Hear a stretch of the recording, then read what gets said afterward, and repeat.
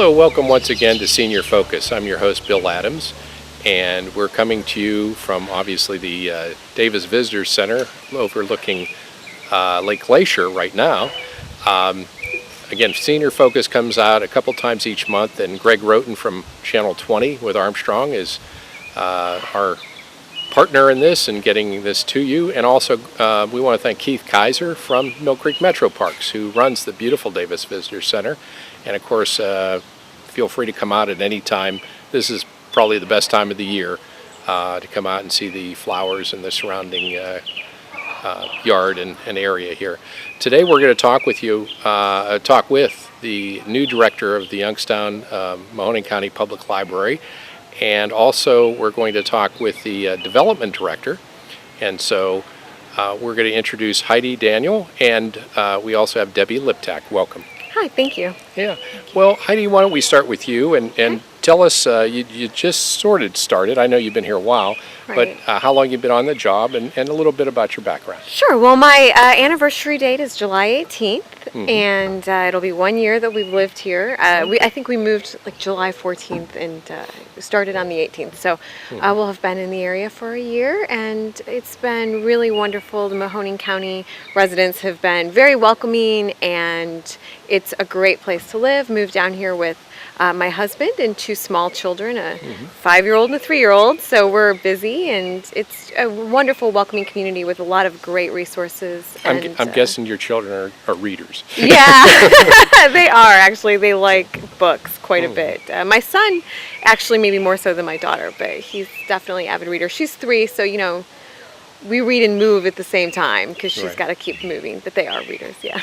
And where'd you come from? Houston, Texas. So. And what type of work were you in the library system there?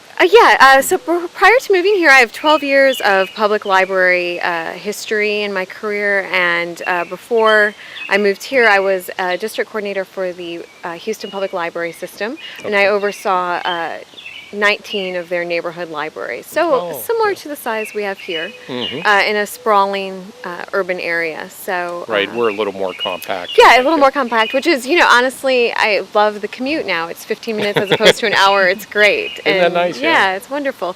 So my background is historically been, before I was doing that, I had a strong background in children's services, youth services, programming for all ages, and services to the community and outreach. So I come with a wide range of managing facilities and managing people and managing programs. So. Now, since you've been here, what have been your priorities, I guess, as you got started? What were you looking to start with? Well, the last year has been really interesting, and my priority has been primarily getting to know the community, because I think before any good director can make a decision about the institution they run, they should know the people that it serves. So the last year has been focused on meeting people in the community, getting to know the community. We launched our strategic planning process this year, which will be a strategic plan that will take us from 2014 through 2020, and we did a lot of community focus for that, and it's still an ongoing process. So if people have ideas they'd like to share with us, the window is still open. They can email or call and share their ideas with us. But we've had community conversations, and we've had some public input meetings at the end of July, and we have some opportunities for people to share with us. We had a survey that ran for 3 months, and with that survey we had about almost 1,800 respondents. So that was wonderful. It gave us a really great base of opinion. So. I saw those. They're still in the branches, I think. Well, we've actually at the end of May, early June, stopped taking the surveys because we had so many. We really needed to start crunching the numbers and getting the data back, and we're still working on that. We're still waiting to assess some of the data we got, but the overall response was that people are really interested in programs for older adults, health programs, some non-traditional programs around things that you might not expect to see in the library, like farm to table or hobbies, and people have responded that they're looking for ways to get involved in the library and to learn things and to do things, maybe even to teach things to other people in the libraries. We thought that was very interesting.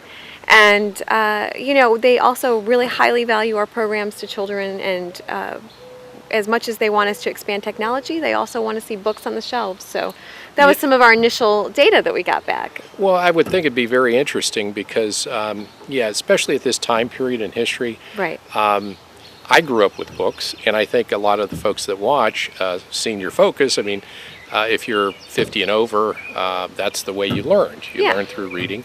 And I would imagine that's always going to be there. There are always going to be books. But of course, now you've got to also work with children who are used to, when virtually from newborns, they have little tablets that they work with. Yes, absolutely. I mean, my 5-year-old and 3-year-old can, work an iPad quicker than I can, or a phone even. And but they still love the physical books too. And I think that they're not really in competition with each other so much as they're a complement. I carry a tablet with me everywhere I go, and I have 3 or 4 books on my nightstand. So it's just a new way to get information, but it doesn't replace the old way completely. So, we want to provide both of those to our customers and make sure that they're accessing services where they are. Now, one of the services that's specifically sort of tailored to older adults is special delivery. Yes. And I think people may remember that from, in fact, I did a show years ago. I won't say how old I am, but it was SOS at the time. Yes, it used to be called SOS. Is it still housed or run through the West No. side? No, okay. Yeah, that department has expanded quite a bit, and it's moved to our main library, so it's now housed in our main library, and it's called Special Delivery. But the same concept is there. We're very proud of the service. We think it is a service that we love providing to the community and that we know people really appreciate. Essentially what it is you can get your books or audio tapes or movies or magazines through the mail, sent to your home. And then when you're done with it, you put it back in the bag and you can send it back to us. So it's a great service if you have limited mobility, are homebound, or have a physical disability, can't get out a lot, and it's difficult for you to get to the library for those reasons. We can bring the library to you through the mail. And that's a free service? It's completely free, yep. Wow. Yes. And how would you go about if people were interested in signing up for that, or maybe they know a family member who might benefit? Absolutely. We have on our webpage, www.libraryvisit.org, we have information on there about how to contact and sign up for that. You could also call the main library, and they'll direct your call to Special Delivery and be able to get you all signed up and ready to go. And it is a free service, but it's paid for in advance with tax dollars. It's very important, and we encourage anyone who needs that service to go ahead and get started with it. And what's the main number if you call? 744, I remember. Yeah, 8636. 330-744-8636. Sorry. Right, and it's on the website too. Yes, absolutely. But that's a tremendous service. I mean, I would, and I've talked to people who've used it, where they can't get out, and the world comes to them basically. Right, absolutely. And we have some tools that they can check out through that service also if they have visual impairments. That will help with them. Even if you need magnifying glasses, we check magnifying glasses out through that service as well. We have a large print collection. And we connect with the Library for the Blind as well and have some services. So it's definitely worth checking out if you have any needs along those lines. Sure. Now, Debbie, I talked with you. I met you originally at a presentation that was at the main library, and that kind of leads into there's so many things that go on at the library outside of you go and you can get books out and other and music and all kind of wonderful things that are used at computers. But you had a presentation about a month or two ago. But those are regular. You have was Lunch and Learn, I think? It is our Lunch and Learn program. It is sponsored by the Friends of the Public Library of Youngstown and Mahoning County. We hold those, probably about 6 of those a year.